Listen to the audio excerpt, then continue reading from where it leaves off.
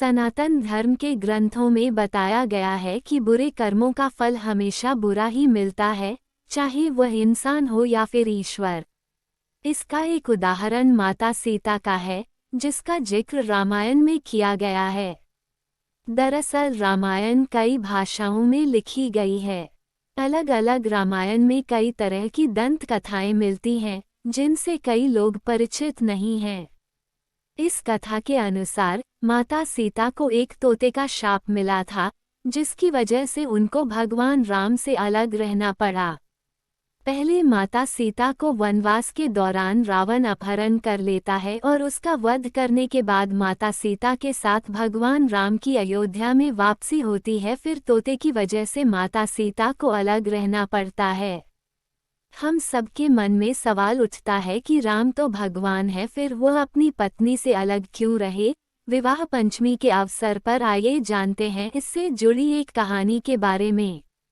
नमस्ते दोस्तों, आपसे निवेदन है कि इस वीडियो को अंत तक और ध्यान से जरूर देखें और कृपया करके इस चैनल को सब्सक्राइब करें ताकि ऐसे ही वीडियो आपके पास दोबारा पहुंचे। अब कथा को आगे बढ़ाते हैं। कथा के अनुसार माता सीता बाल्यावस्था में अपनी सहेलियों के साथ बगीचे में खेल रही थीं। वहीं बगीचे में एक तोता का जोड़ा पेड़ पर बैठा था। तोता का जोड़ा भगवान राम और माता सीता के बारे में बातें कह रहा था। उनकी बातों को सुनकर माता का ध्यान उन पर गया। मादा तोता बोल रही थी कि अयोध्या के राजकुमार राम काफी प्रतापी राजा होंगे। उनसे माता सीता का विवाह होगा।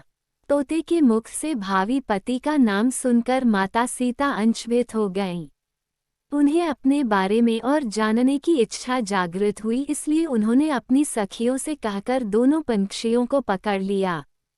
फिर उन दोनों को पुचकार कर पूछा कि भविष्य के बारे में इतना ज्ञान कहाँ से प्राप्त हुआ।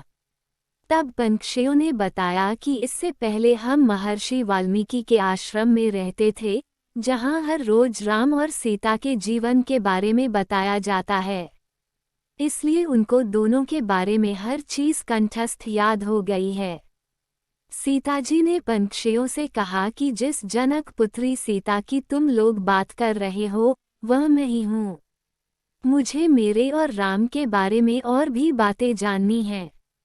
तब नर तोता ने कहा कि हे सीता, आपका विवाह अयोध्या के राजा दशरथ के ज्येष्ठ पुत्र राम के साथ आपका विवाह होगा और आपकी जोड़ी तीनों लोकों में सबसे अद्भुत होगी। सीताजी सवाल पूछती रहीं और दोनों तोता जवाब देते रहे।